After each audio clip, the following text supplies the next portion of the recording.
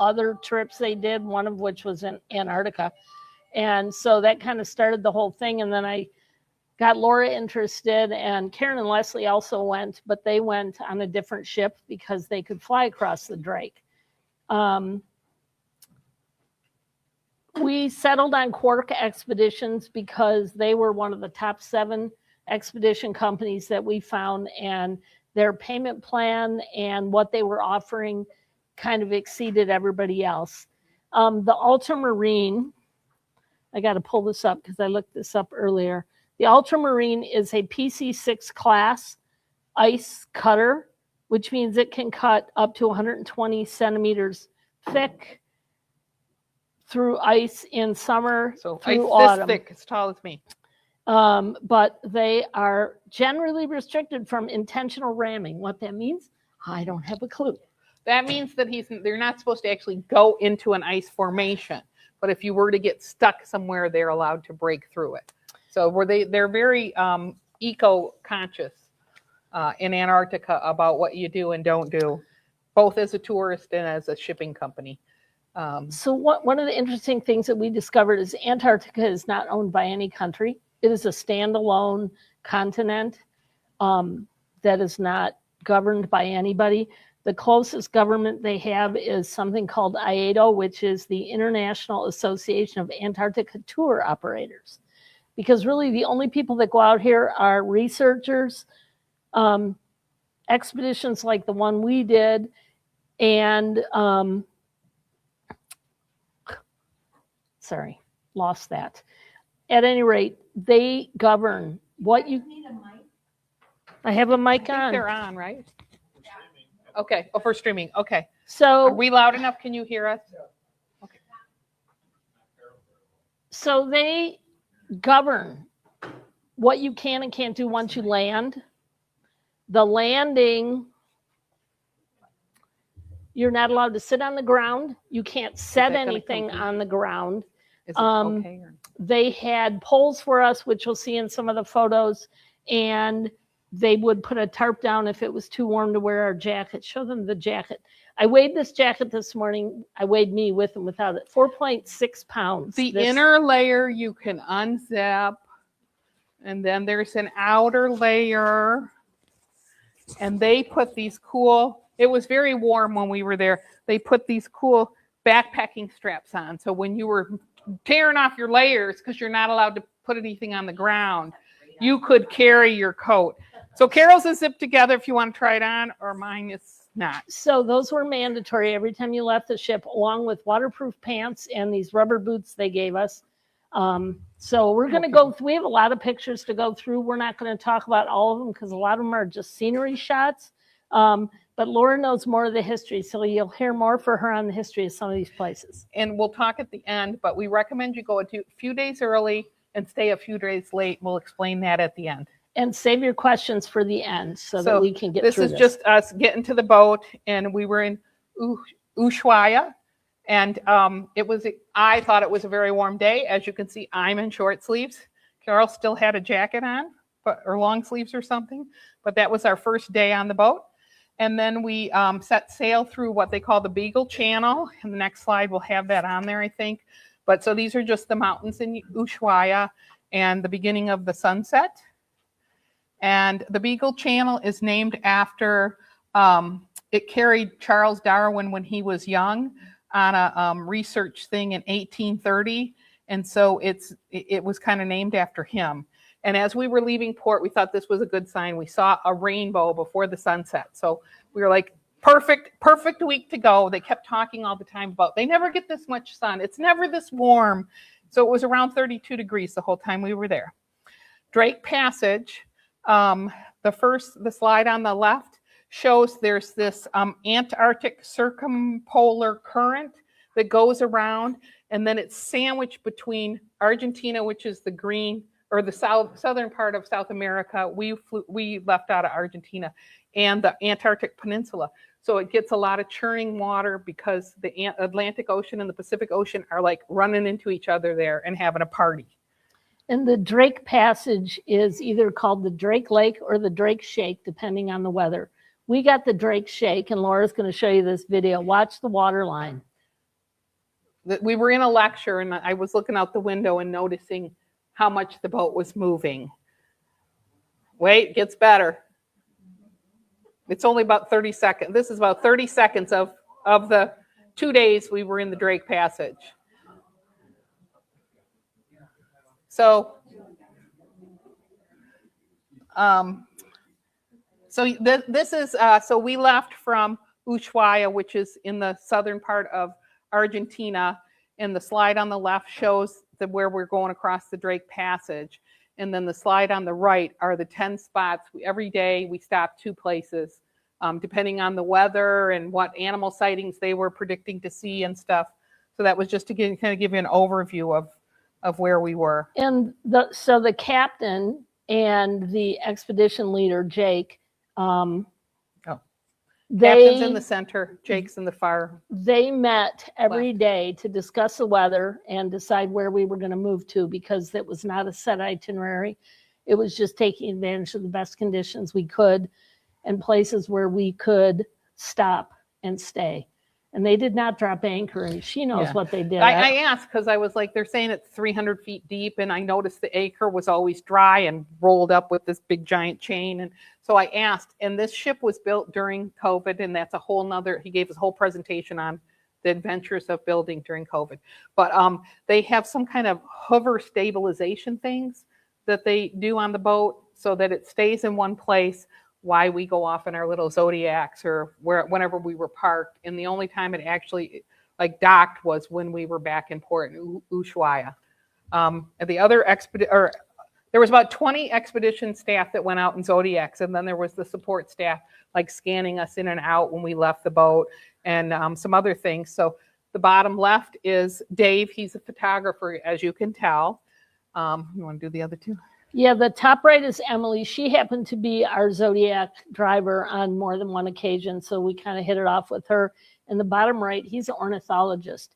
The nice thing about the staff is she's a biologist. They had an ornithologist, they had a photographer, they had a geologist, a historian, a mountain climber, they had a Mandarin linguist.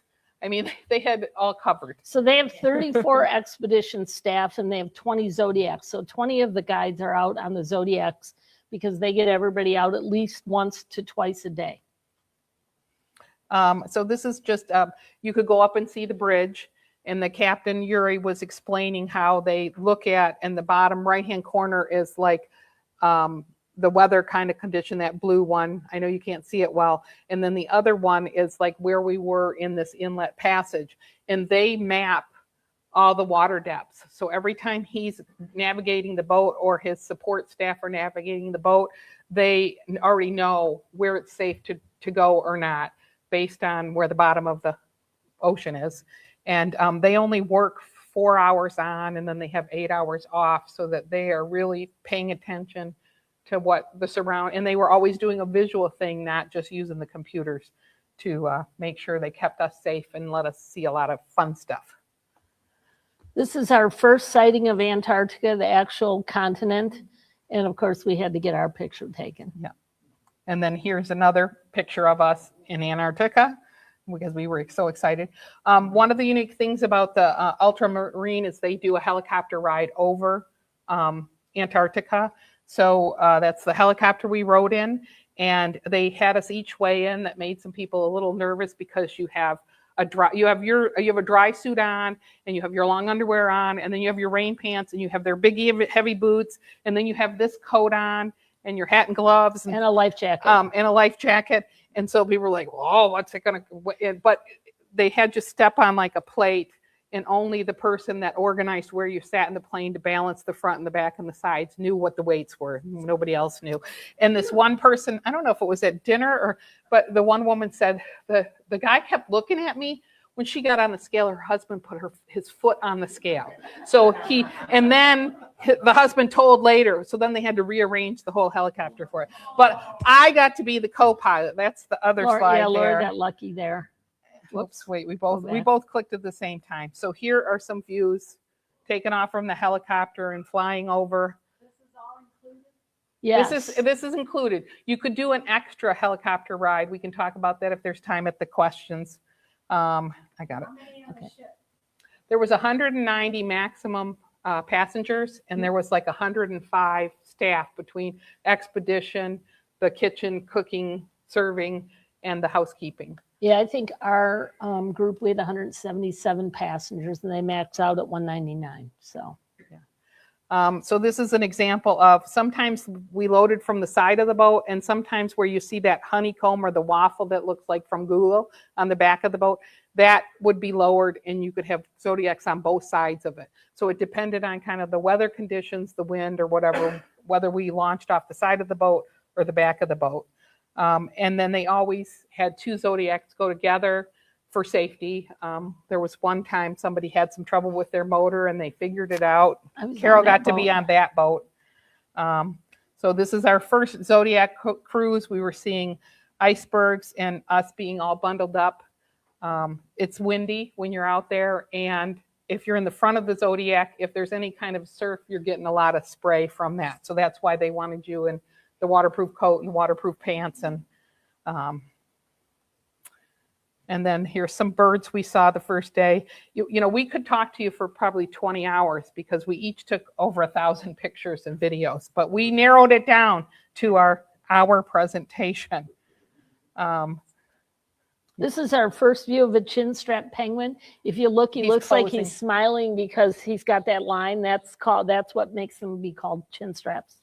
And I like that picture because the rock colors were cool, and that was just a shot of another Zodiac out on the water. And that's like the ice formation of the glacier.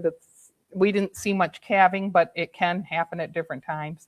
So here's some other penguin pictures. And on the top of that iceberg over there, those are I don't know. They're cousins to a cormorant. So they fish, and there's tons of them.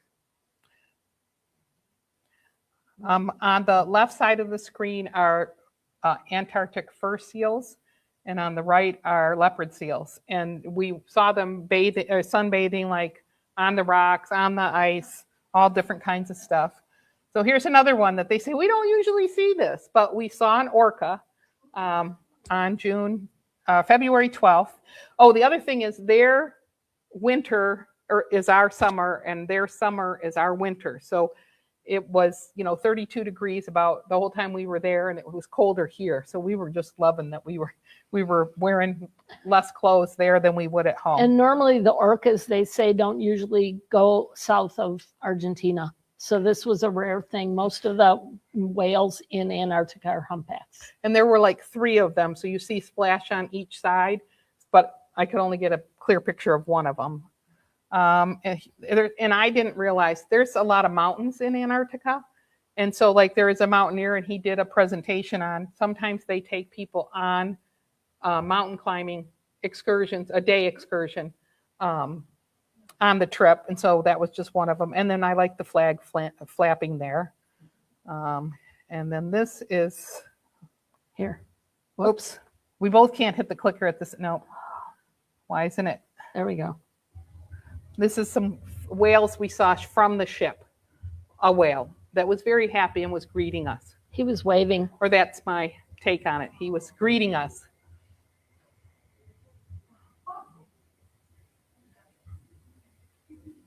So we would say some days, okay, we're done taking pictures. We're not taking any more pictures. And then something cool would happen. We'd have to pull out our phones again and take more pictures. I did have one day where I said, I am just going to enjoy the atmosphere. I'm not taking any pictures. And I didn't. I didn't even take my phone on the boat with me. But then she wanted me to send her all the pictures. So these are just whales blowing. So at the beginning of the trip, the people, what are they called? Expedition leaders or guides, they would say, oh, there's a whale blowing off of whatever side or whatever. And I'd be like, where? And by the end of the trip, you would hear it and you knew where to look because you just get familiar with the sound when they were taking breaths. Now, these are Gentoo penguins, different from the chin strap. They're a little bit bulkier, but they don't have that little line, and they have darker heads. They have an orange beak and they have a white spot on their head is how you can kind of identify them from further away. And then just shots from the Zodiac. Whale tails. Laura took all these. And this is a lot of what we saw, except for the orca, were the humpback whales, and you can see like they were between our zodiac and that other zodiac, and they're about 50 feet long, something like that. So it was just fascinating how much wildlife we were seeing. This is just a sample of every day. The Bellina was the dining room. They would tell you what was on the menu, and then they had samples of everything so you could see if that was something you thought you might want to eat. And then the last night, they took a sign up to see how many people wanted to celebrate Chinese New Year. Well, they had so many people that signed up that they just decided to make that part of the menu. So they had a big, huge to-do that night and had all kinds of special And I don't things. think she told me she was taking my picture because I don't look like super happy. But like you were just on the move all the time between going out and everything that was going on around the You hadn't had boat. your first glass of wine Maybe yet. that was it. I hadn't drunk. So every day they had a couple places on every floor. They had this light board, presentation board that said where we were going to be, what time of day that we would be in which area, that we were docking, that listed a little bit about that area, and then it told you which group you were in, what time you would be called to go to the Zodiac. So we would go out for about 2, they always said it would be 2 hours, but it always ended up being closer to 3. And because they'd be like, oh, we should head back. Oh, that's really cool. We should stop and get some pictures. So our all the guides, I said, I don't know how they do this. They get like a 3-hour break between each week's excursion. So yeah, because we had either a Zodiac cruise or a Zodiac landing every day, at least twice. If you look at the bottom left, there's like 4 whales there just blowing steam. And they were so close to our boat in a couple places, which you'll see later on. And every time I took a picture of an iceberg or we took pictures of the mountains, we'd always say, oh, they all look the same. Oh, but then we'd say, oh, that one's so cool, or that one's so beautiful, we got to get another one. Well, that center picture too, whales do something called logging, where they just kind of hover near the surface, and that's what that whale is doing. And then on the top right, for an additional fee, you could go out in kayaks every day, and they would put the kayaks on the back of a Zodiac and they take you to a location, and then you might kayak back. But a lot of people were like, we can only do that like once a day, even though they could do it twice a day, because it was so exhausting. And we both kind of went, we don't need to pay another $1,200 to go out in a kayak when they're taking us out in a Zodiac, and we're going to get to see everything with a guide. Because I think it was $11.95 extra to do the kayak excursions. And this slide is like the glacier coming down to the water. This is they had more snow this year than some years, but this is light snow conditions because it's the middle of the summer for them. So, and we just thought like it was cool with the way the sun was, and we had sunny days, but then sometimes it would get overcast. More seals. These are all leopard seals. How close were you to them? I mean, is that a telephoto? Or is that Oh, we were using our cell phones, so it's only that far.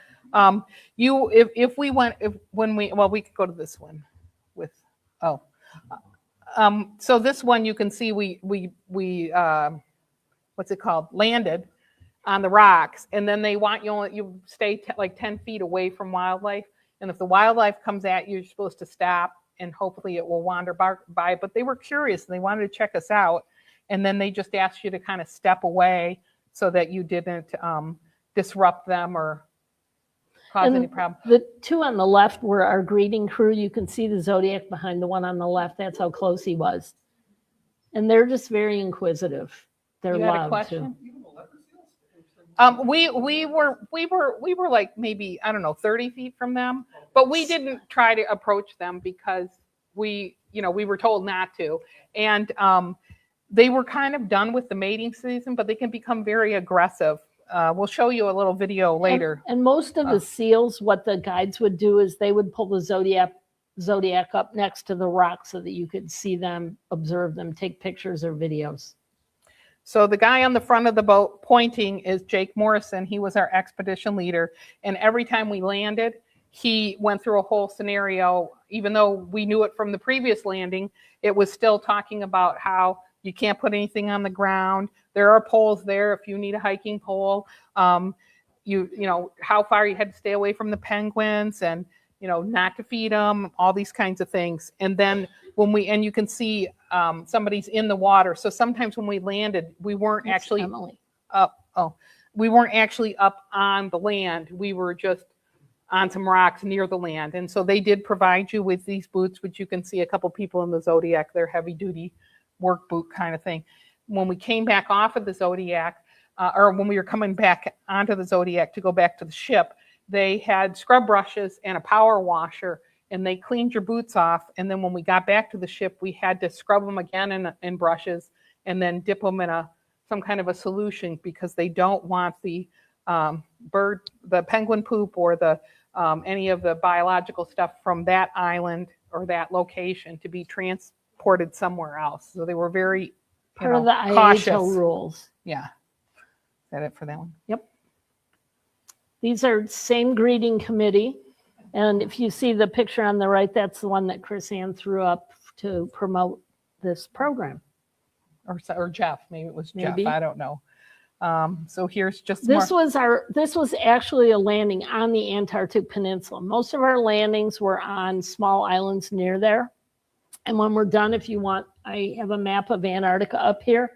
But so we were able to go in the water, sit on the iceberg. They took our pictures, and we got our pictures with the flag. Unfortunately, it was so warm that day, we didn't get to have them taken with our yellow jackets. So this was considered the Kodiak Gap because of the vistas and all the icebergs. In this little bay, the icebergs float in on one tide, and then they get stuck there as the tide goes out. So this, I took this picture. They had a contest. They said, best iceberg picture you can take. And so I titled this Pac-Man iceberg because it was eating the ship. It did not win, but I got an honorable mention in the slideshow. But it's interesting to see how big the iceberg is compared to the ship.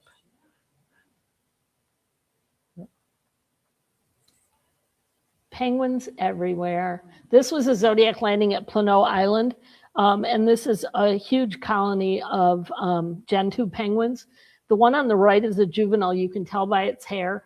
And they feathers. They can't swim until they molt all that and then they can go out and swim, because those feathers are not waterproof. And it takes about 3 months after they're born for them to lose those. And if you look in the top left, look at how many millions of penguins there are. All those little dots. Yeah, and that's just another cormorant type bird. So this is another place, and this was to give you some perspective. You see the Zodiac, you see little ants or people on the shoreline there, and then how big the icebergs were that were floating around in the bay. This one, the yellow coat is our Zodiac, and this whale blue right next to us. And then I look down, and that's his nose. So that from the hump or you see the bubbles where he is blowing, and then there's the hump to the nose, that's about 20 feet. So he has another 30 feet behind that. And he was just laying right next to our little Yeah, I always Zodiac. thought when they blew air that it was coming from their front, but it's like a third of the way down their body. More scenery. More scenery. Just cool icebergs. Everything was cool. So I went out, and Carol didn't on this one trip. And so I said, how is this blue line here in this iceberg? And he said, actually, the iceberg was face up, and that was a crevice. And then they got rain or snow, and it melted in there and made those bright blue colors. So I kind of zoomed in, cropped my picture to show you that interesting pattern. And then after it had filled and frozen with water, it had rolled onto its side. Otherwise, we would have never seen it. And you get an idea of how big some of the icebergs are, because you can see the light blue of the iceberg underwater. And that was the same day, Valentine's Day. We go by, and there's this iceberg with a little heart in it. And so we had to stop and get a video, and Dave was our photographer, our guide. So I'm the one with the blue gloves on the left. So our captain was from Ukraine, and he was able to get us a private tour at Vernadsky, which is a Ukrainian research facility. So this was like shot from the Zodiac, and then the next pictures, Laura took most of these. So they had a little spread of snacks and stuff for us. And I'm like, I can't believe they're giving us food when they're stuck out here for who knows how many months. But they were being hosts, and that was a bar.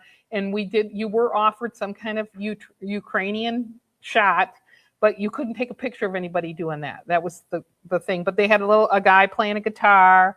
This was the outside of the building.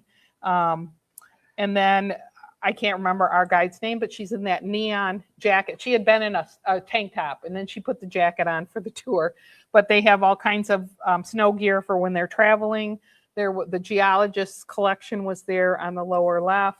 And then this is Vernansky, who was an explorer who died in 1945, and that's what the station is named after.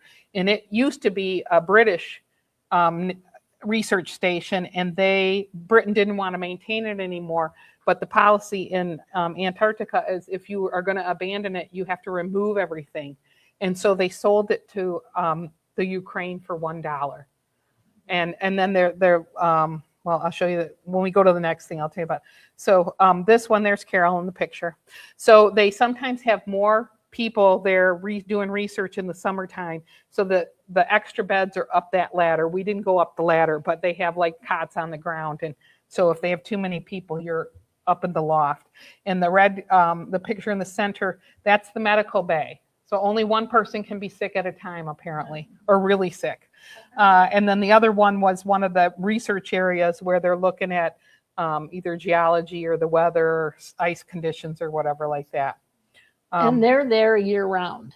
They're stuck in the wintertime. You can't get a ship in there. Yeah. So they have to stock up on food. And Wordie House was a British research area.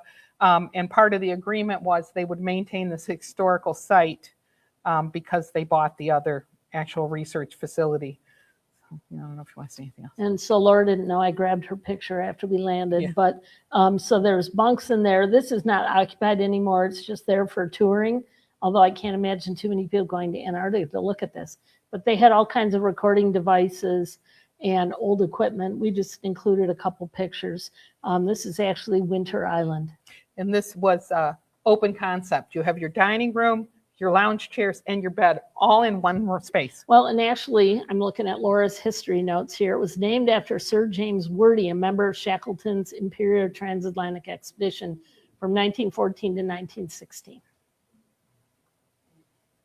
These are just birds. So the one on the top left is a Stercorarius. There's an Antarctic shag, an Antarctic tern, and a laris. The laris is the one on the top right. The Antarctic tern is in the center, and then the Antarctic shag's on the left. Another relative of a cormorant. More birds. More birds. And the one in the rock there, it doesn't show up very well, but there's a little brown bird in there, and it was the baby of a mom and dad, and the guy told us, but we forgot by the time we got back to write down our notes. But it was like, we never see those. This is amazing. And every time they would turn around and say, I'm like, you guys do this like for 10 weeks in a row. How can this be so amazing? But it was for them. So this is just more scenery. This is Gerlach Strait in Flanders Bay. It's a 5-mile long fjord located on the southern side of the bay. So just like I said, more scenery. And then this was some more glaciers. This one here, I know he gave us a pointer, but I'm not. We didn't. Oh, I thought he did. Anyways, this is the glacier coming down. So this little dot right there is our zodiac. Well, not ours, another zodiac, because we were taking the pictures. So then on the next slide, I blew it up a little bit. You can kind of tell it's a zodiac. And then I blew it up more so you could see it. Just for you to get an idea, I'll go back to this one for a minute. Just how massive everything was there. And you did feel like you were an ant. And you had to do an emergency practice of, if there was a problem go to the lifeboats.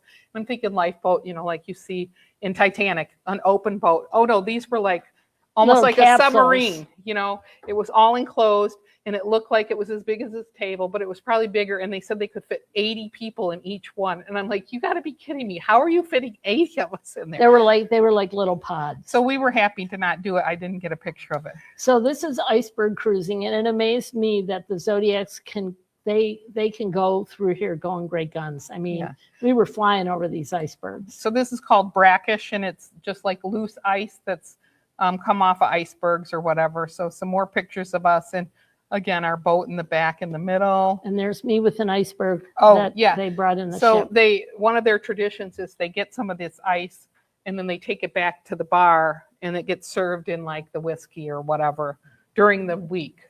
So there's always a contest to see who can get the biggest one because they weigh quite a bit. More scenery. And just amazing how calm the water was that day because you can see the reflection of the mountain in the water. More seals. Uh-oh.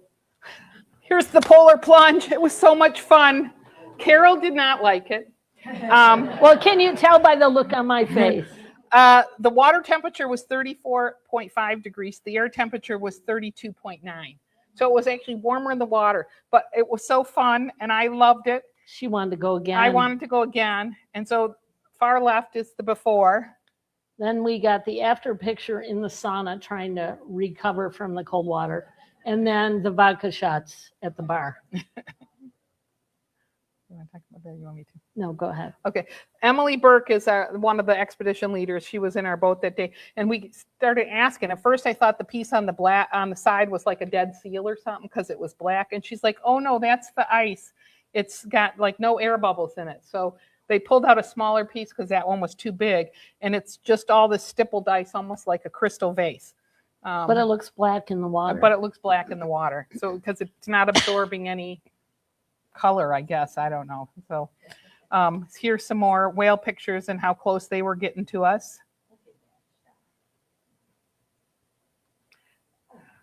And you can see a little bit on the left, another whale is right next to it. And it seemed like a lot of times they were traveling in pairs. We didn't think of all the questions till we came back and looked at all the videos. And then these are just how close they were to the Zodiac. So the picture on the left, we're in our Zodiac, and that was our partner Zodiac on the other side of the whale. You're going to see in a few slides, the very last day, I think we saw like 9 whales all at once. So there's like this huge video that we're going to show you. And this was because the weather wasn't great, they said we should move to a different area. So instead of an afternoon cruise, we went on an evening cruise, and we were both going, do we really want to go out in the evening? And it was so cool to be out in the evening. The boat was lit up. And we said, what is this whale doing? Oh, they're curious. It's nosing. That was it. Next. And so Just here's more another whale picture shots. of the whales being in pairs. Okay, now this one's going to have a lot of whale activity in it.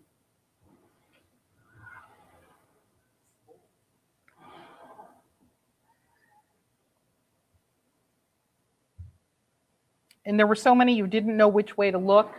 And the Zodiac drivers just didn't move because there were so many, we didn't want to run into anybody.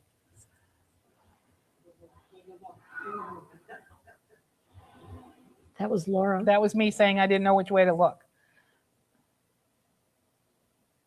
Was it dangerous? Did it tip you over or something? No, they didn't interact with the boats at all. They would come close, but they didn't. They would turn or, Were you out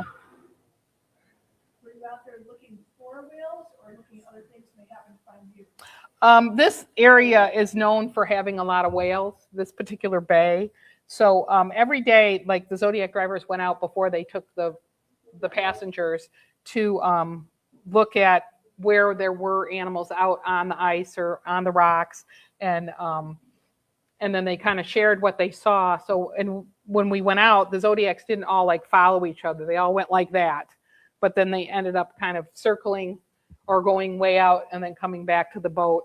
And so you didn't feel like like sometimes we only saw our partner Zodiac the whole time we were out, but we all got to see wildlife at different times during the.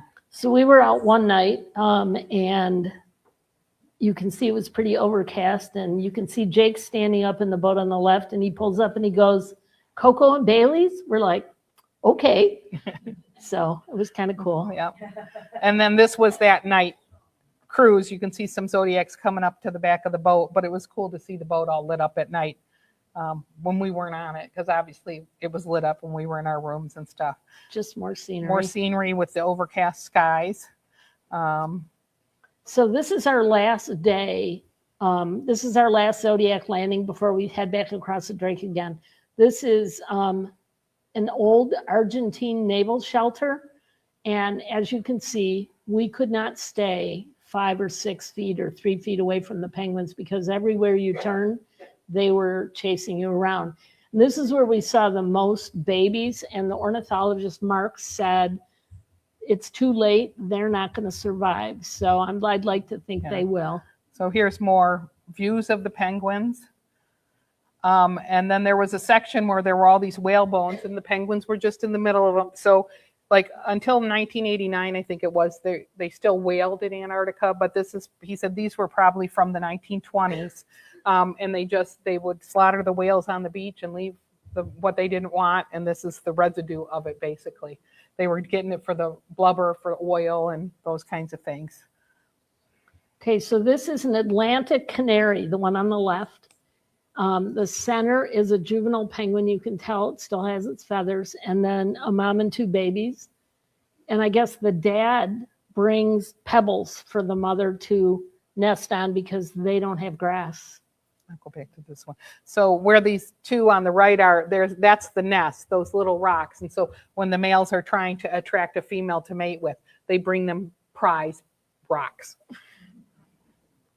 More penguins, and you'd see these baby penguins just like laid out certain places. Like we're just tired. I'm just tired, and it could be because they are like between 2 and 3 months old, and their mom stopped feeding them about 2 months old, and then they're on their own until those feathers come off. So it's about a month that they have to have enough like fat and food and stay away from the seals and before they can go into the water. More pictures of the mommies and babies, and I think this one on the top right is the mom and the dad. I'm going with that. They usually lay 2 eggs, and then this is one where you have to click on the left first. This is a video of her feeding her baby, or the baby saying, "Feed me, feed me, feed me." So the mother regurgitates the food, and the baby puts its beak in mom's mouth.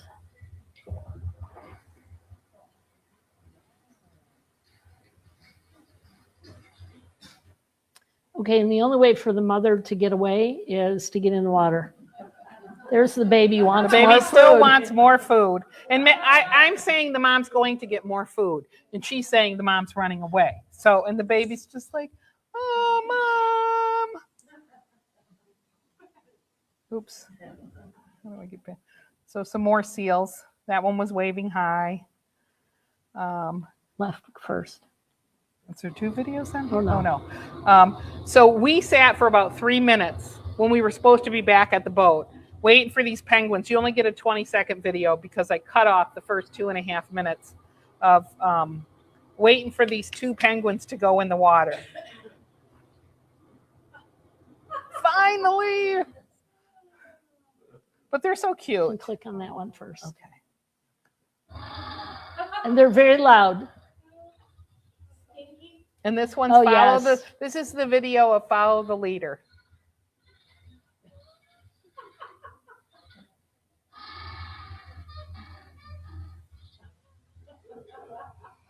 And once they're in, they do something called porpoising.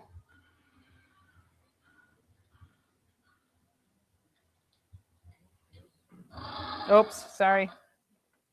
That's just a scenery shot. So we saw the sailboat. Don't ask me where it came from or what it was doing, but it was just sitting there. It had sailed into a couple bays we were in, so it might have been like a private excursion from Argentina. And this is Sierra Cove. Yeah. And these are just more scenery pictures. Oh, this is funny. So this is why you don't want to get too close to the seals. And watch the guy in the foreground in the hole.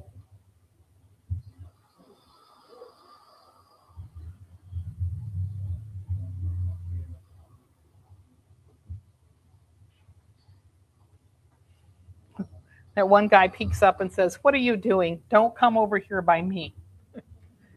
And they has to keep keep walking away to keep the guy from bugging him. Well, and the funny thing is, you see how they lumber on the land. In a few slides, you'll see a video. They're a lot more graceful in video. More seals, more cormorants. There's our iceberg. Okay, this one. That one's, oh. That one's okay. a video. Oh, so that's Mark. He's the, So this was an iceberg that was just bobbing in the water. and we had been sitting behind it in the Zodiac before we moved, and we would have been smashed. And there's the seal. They're a lot more graceful in the water.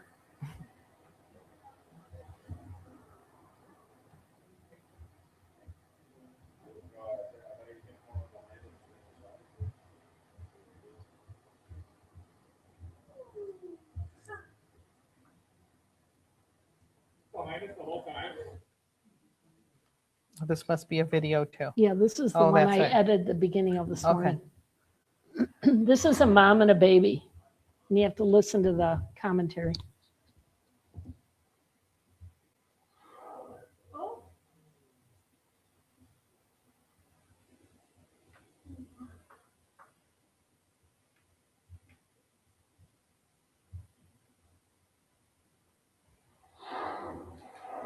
That's a mom.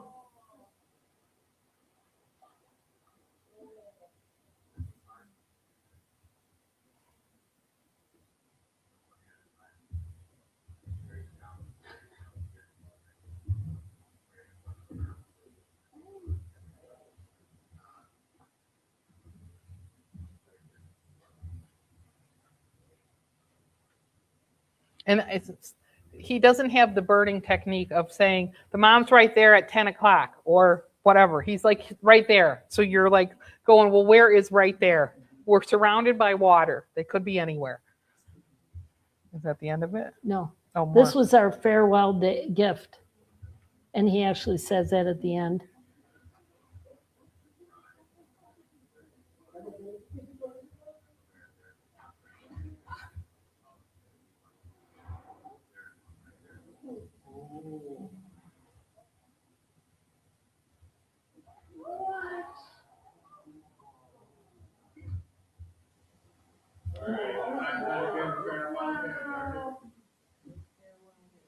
And this was, Laura opted out. I went out on this last day, and the gentleman on the right took a bunch of selfies, and I managed to find him at the Toast to Antarctica and get some copies.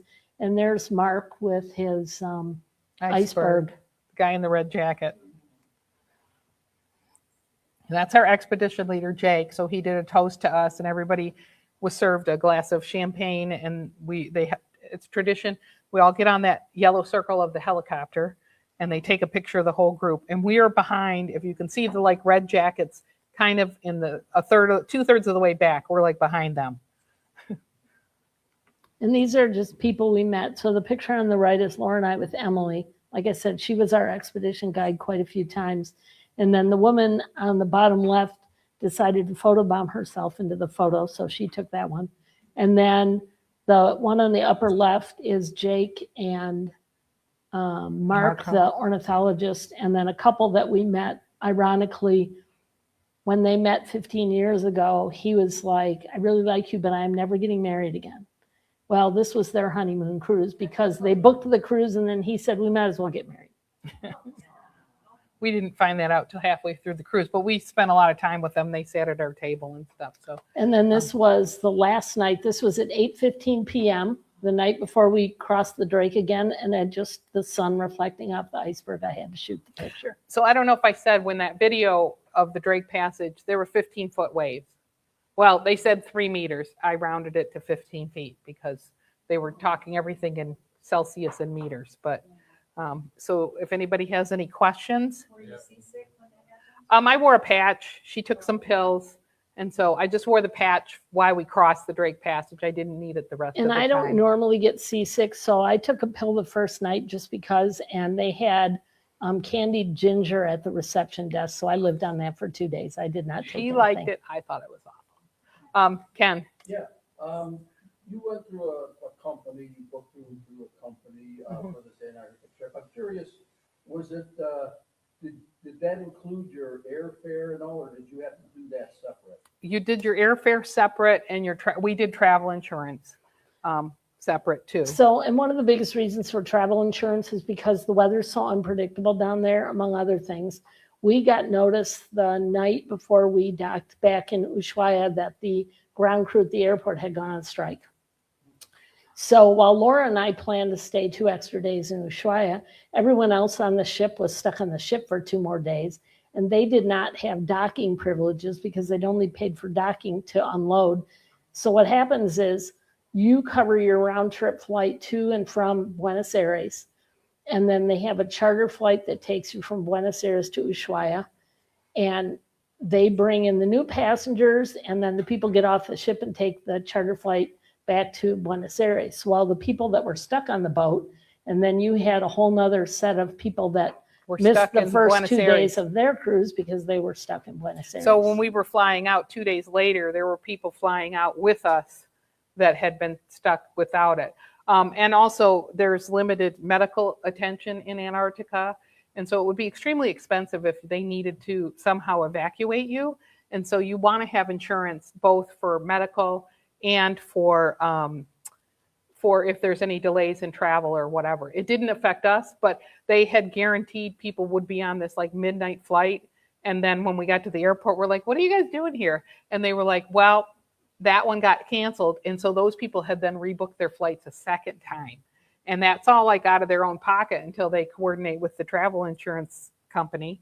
And then Leslie and Karen flew into South Georgia Island because they didn't want to go across the Drake Passage. And because of weather, they couldn't get out for like 3 days. So they got 3 extra days. 3 extra days Antarctica. in Antarctica.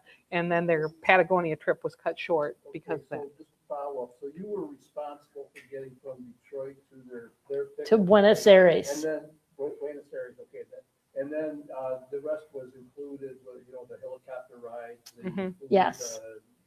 Mhm. Everything. Yeah. Yeah, the only extra things that we did not opt for because we knew we were, in order for us to opt in for the extra things, we'd have to give up the Zodiac stuff, which was already included. So it made no sense to spend the money, like the kayaking venture. They did have a helicopter landing where we all got helicopter rides. Some of the people that wanted to pay an extra $49.95 could take a heli landing, and they actually landed on the peninsula and got to explore. And then they also had a paddleboarding excursion.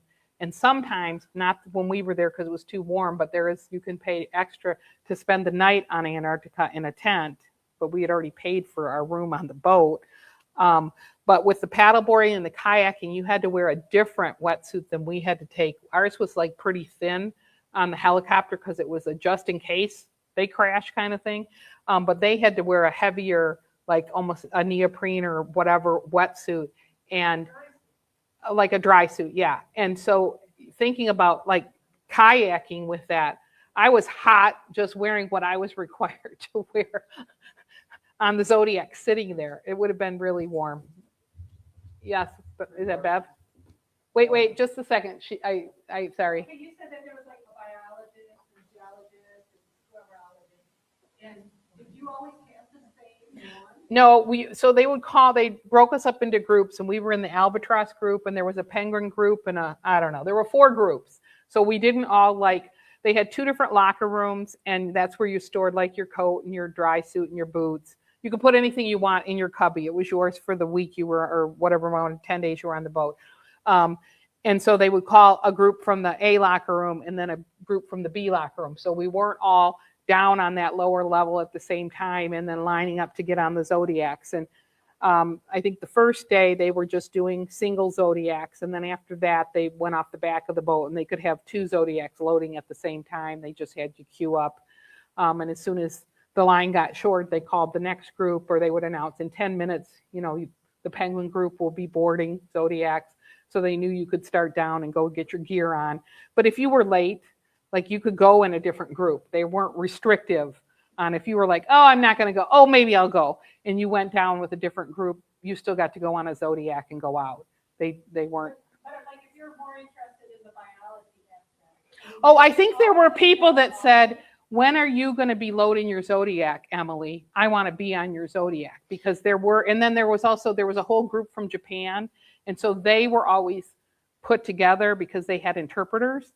So they were always put on like these two Zodiacs, and then they had microphones, and the interpreter would listen to the English and interpret it for them. So those people were always put on the same boat. We just took whoever they gave us because we found them all being very knowledgeable and interesting and exciting. Everything was exciting. They were always so happy to be working. Well, and one of the things about the ship is the lower level was the ready rooms, and then the second level was rooms, like sleeping rooms, and then the third level had the Bellina, It had the movie ambassador theater where all the meetings went. And so they had presentations. So they had geology presentations and bird presentations.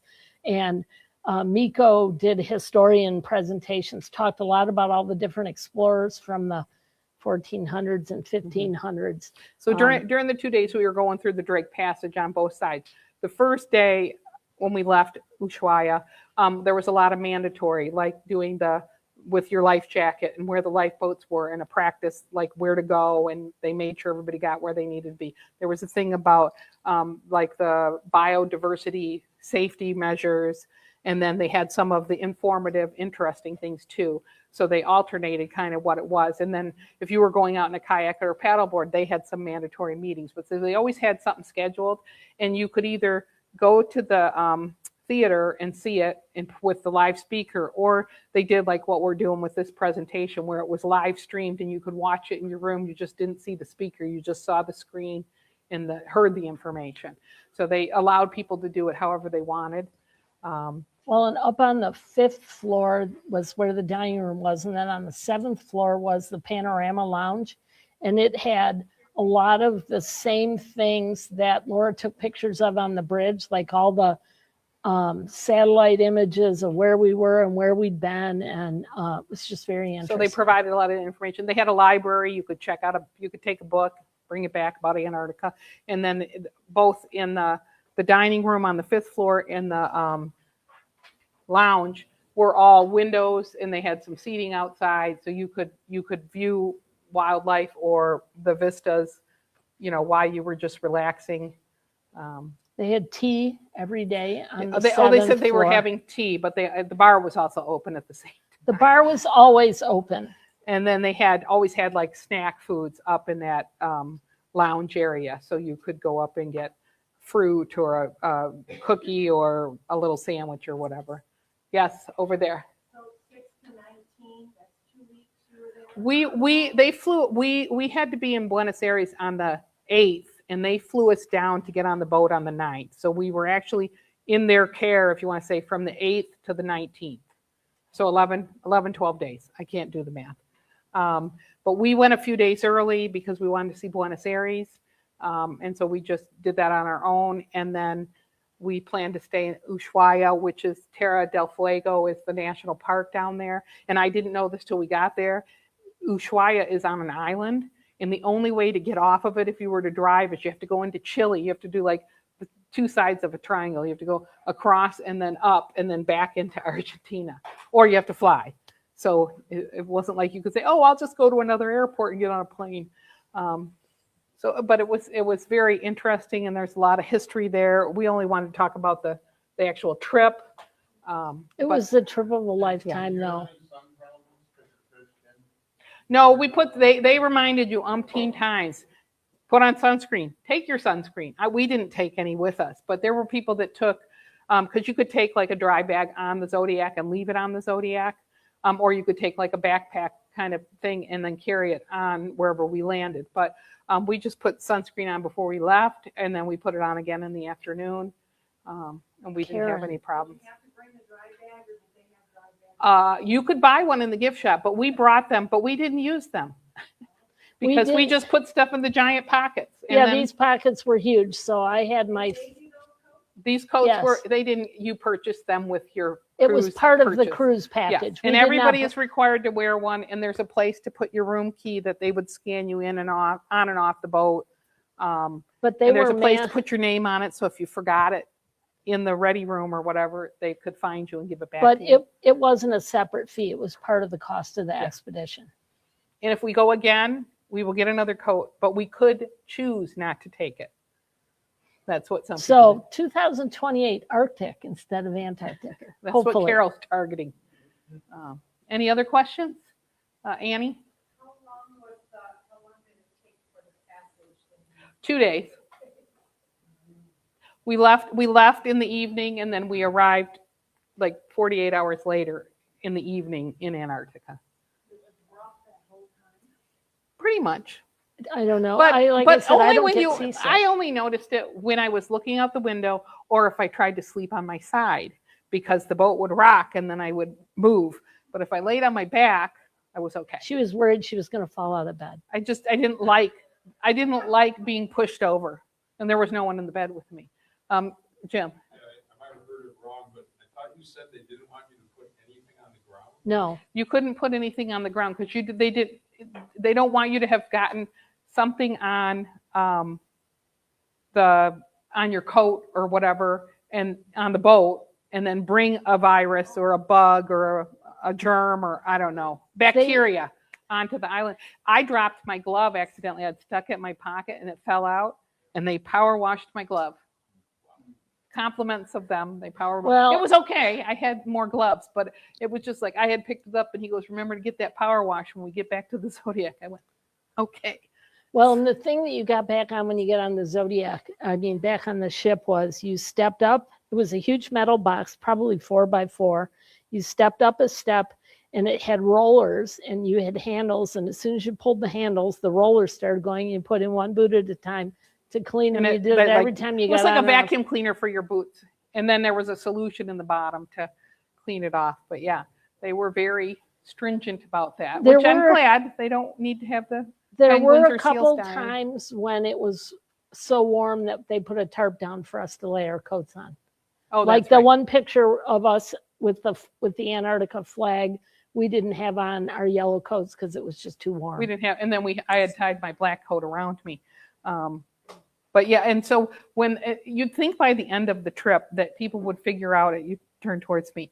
When you get on and off the Zodiac, the expedition person or the person on the dock, they wanted you to do this like wrist, forearm handshake kind of thing to help you get on and off. So if a wave came or you lost your balance, and there'd still be people trying to take the person's hand, and they're like, no, no, no, no. And they just grab their arm. Because they also are, they're being polite, but they're trying to move it along because there's other people trying to get on or off. But there were people with knee braces and walking with canes that were on the ship. The other thing we didn't know, I had hurt my knee in Buenos Aires. And when we're going through the Drake Passage, there are no elevators because they don't want them to get stuck or whatever. So the first day, we have to climb up to the 7th floor to go down to the 2nd floor to climb up to the 7th. And I'm like, oh, my knee. But I'm fine now. But at the time, so I was feeling for those people that somebody had been like skiing and tore a meniscus or something and was still on the ship. But that's where travel insurance, I would have canceled the trip until I was Bev? feeling better. You said that one guy was a photographer. Yeah. So did they have photos available that you could buy? They actually sent us Do you a want to show whole. that video? We could just turn the we music can down. Yeah, we can do We don't that. have to. So they sent us a bunch of stuff after. They sent us a photo journal, this video that he had put together at the end. We got every person that did the polar plunges, 10 pictures. We only showed you like 2 of mine, but they went and took it all the way in and out. And they sent us bios on all the staff. They sent the temperature. The noon report was the temperature, location, and everything for every day. They sent us the sheets that told us every day what was on that screen. They sent us all kinds of stuff afterwards. So there are a couple guys on the ship. This was Dave Marin. He was the photographer, and he took a ton of photos. And he actually published this book called it's Antarctic not Penguins, a visual. We're Oh, trying. there we go. Oh, you just turned no, it off. It's not broadcasting over there, Oh, but I want to turn the volume down.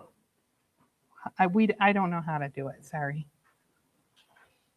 at any rate, so there I was is gonna a turn the story of volume an off, too. expedition that they took pigs, mainly for food, but they fell in love with Toby, and so Toby was their pet, and he lived down there until he was ill, and he died in 1904. And they buried him with a couple of the dogs that had died. But this is a kid's book. I went and stole it back from my niece so I could bring it tonight because I bought it for her kids. But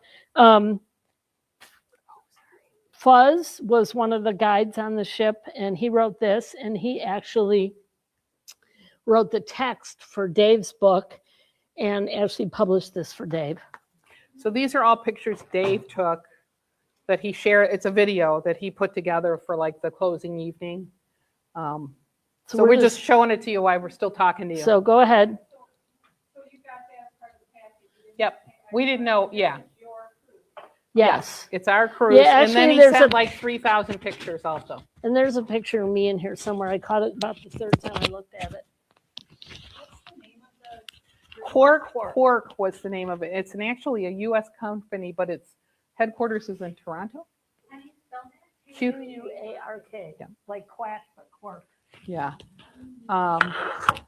So we were, we got our money's worth and more. And if money was no object, I'd be on the next one. But it is expensive because it is a small expedition ship. It is not like a regular cruise ship going through the tropics. And of course, Get a job working for a company. not after I heard they get like 3 hours off every week. And like they were up before we went to breakfast. They were already out on Zodiacs checking out where wildlife was. And then they were bringing us back. We went to lunch. We might like sit in the room for 15 minutes and then we went out again. And then, they came back, had to check all the Zodiacs back into the boat. And then they ate dinner. And then there were nighttime presentations and they all came to either the music or the nighttime presentations. And so like we went to bed at like 10 o'clock and then they started announcements like at 8 in the morning. And I felt like I had just laid down. And I'm like, when do they sleep? Of course, well, some of them, there was a couple probably closer to our age, but most of them were younger. But I was surprised how many of them had families because they do this for like 10 weeks and then they get 2 weeks off. And then they do like 5 weeks. Where's the helicopter? And then they go up to the Arctic and do it all over again. So yeah, it was great. As this is playing, I just want to give our results. Oh, yeah. I don't know who has the results of the Cindy Taylor, Still. who is a